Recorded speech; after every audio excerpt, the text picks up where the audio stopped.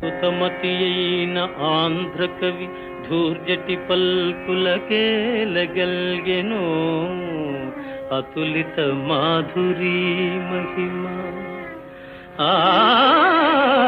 తెలిసెల్ భువనైక మోహనోద్ధత సుకుమార వార వనితా జనతా ఘనతాపహారి సంతత మధురాధరోదిత సుధారసధారల గ్రోలుటల్జుమీ. అంతేనా తాతయ్య? అవునేమో మనవడా.